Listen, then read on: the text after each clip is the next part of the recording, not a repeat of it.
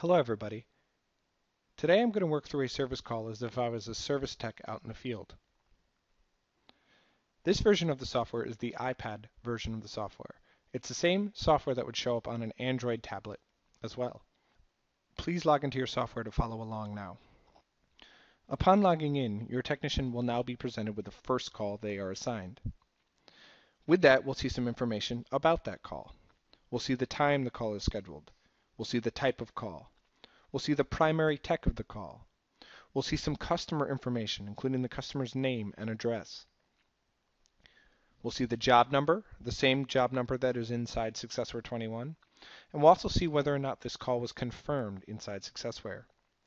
If your dispatch team is confirming calls, that will show up right here on the device with whether or not the call was confirmed. In addition, you will see the priority of the call, and this is the priority as set by SuccessWare21. So if they set a priority of the call back in the office, it's going to show up right here. A standard call with no priority set will be a green 5, like you see right here. Down at the bottom, we'll see a refresh button. This button will refresh and resync all the information on the device with what's back inside SuccessWare. You should make it common practice to click this refresh button anytime you're at the screen before you dispatch to a call. This will ensure that your device has the most up-to-date information. After the device is done resyncing, we can now begin to move forward with our first call. To enter our first call, we click right on the call at the top here, and it'll load up the information. Now that it's loaded up, it loads up Step 1 Dispatch, so that we can get ready to dispatch out to our first call. With that, we'll see some information about it. We'll see a map right here. This is a map of the service location, so we know where we're heading out to.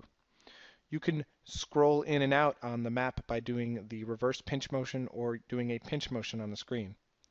In addition to that, you can also do Street View by taking the guy in the top left corner there, dragging him, and placing him in front of your call. This will load up Street View based on what is inside Google Maps, so you know where you're heading out to for the call. Once you're done with the map, you can hit X in the top right-hand corner, and that will close out the map, or the Street View. In addition to viewing the map, you can also take a look at the directions that were entered in by the dispatch staff. This will be the directions the dispatch staff entered back inside SuccessWare. This is especially pertinent if there's any kind of combo code to get into a neighborhood or into an apartment building. This is a great place for that to be located. Below that still we have our expected duration. And in just a few moments when we get ready to dispatch out to the first call, we're going to be able to key in our expected duration. Below that still on the left-hand side we have kind of our current job status. These checkboxes indicate what step we're on in the call. In the center of the screen, we have our job instructions, and these are the same job instructions that were entered in by the dispatch staff. You could scroll in this little screen to view additional job information down at the bottom here. In addition, you can also hit the instructions button in the top right, and that will load up the job instructions in a bigger screen here for you to view. This way you can view all the job instructions in one screen. Once you're ready to leave, you can click anywhere off of the job instructions and it will close that pop-up. In the lower right-hand corner, we have the customer information. This is the customer's name, address, and phone number, so we have that in front of us. If we wanted to view additional customer information, we could do that by hitting the customer button here in the top left. This will load up the customer information on file inside SuccessWare. The first screen that pops up is kind of an overview screen.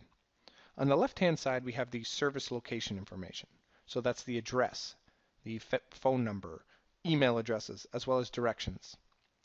On the right-hand side, we kind of have a summary screen of the location.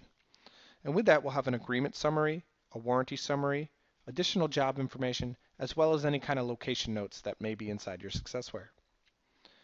If you would like to edit this information, you can click the Edit button down at the bottom, and this will load up a screen where we can go through now and edit some of these fields.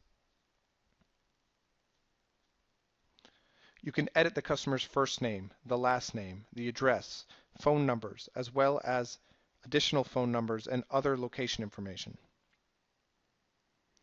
In addition, this is where you can capture an email address from a customer. This is the same email address that you would ultimately use to email the invoice off to the customer. So it's very important that this is where you go through and capture an email address. In addition to email addresses and location information, we can also go through and edit note screen right in this pop-up. Down at the bottom, we can edit the directions as well as location notes. So if we wanted to make any notes for other technicians that were out there, we can enter it right here. Once we're done, we click Save, and that will update the service location information right here on the device and also back inside SWRe in the office.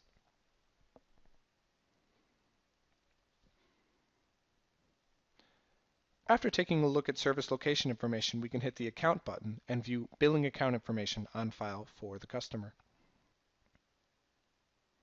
This will load up the billing account information. This is including with the address as well as contact information. In addition, you will have some payment information. If there's a deposit on the account or a previous balance, you will see that right here. In addition, you will see a customer rating. So if there's a bad, a poor, a good, or a do not service rating, you will see that right here. This way, if the office tells you not to service those kind of calls, you'll be able to see that right in front of you. Please note you can only view billing account information. You cannot edit.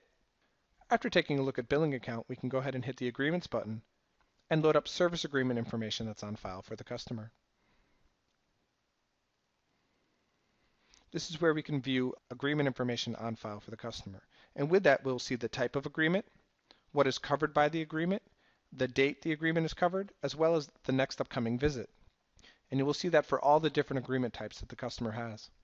If an agreement is expired, you will see the word expired down at the bottom. Please note you can only view service agreement information on the screen. You cannot edit it.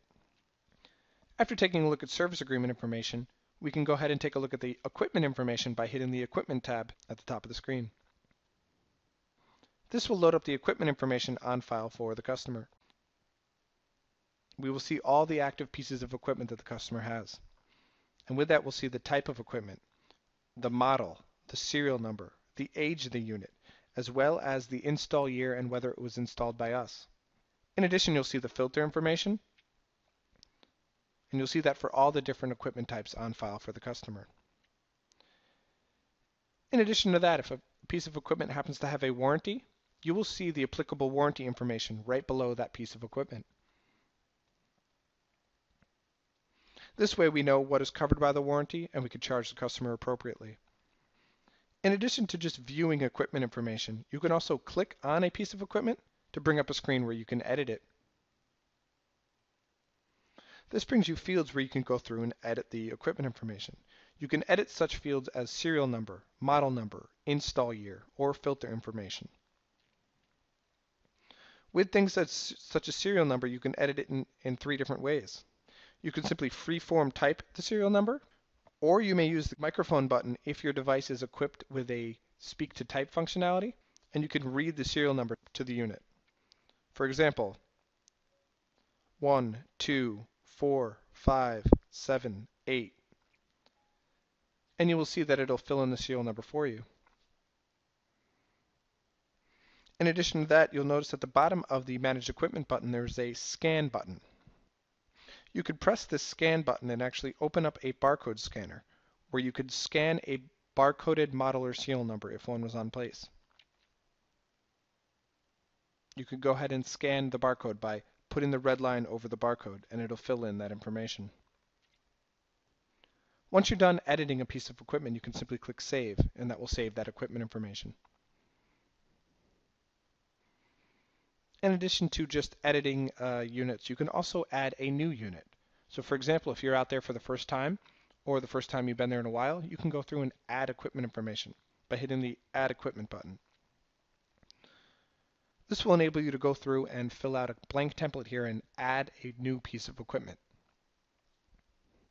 And you would do that by selecting the type of equipment, selecting the manufacturer. You can go through and select the location of the unit. You could plug in the serial or model number, and you could do that using the speak to type or just freeform typing it or scanning the barcode. You can plug in the install year. Now the install year has to be done in 4 digits. You can plug in the filter size.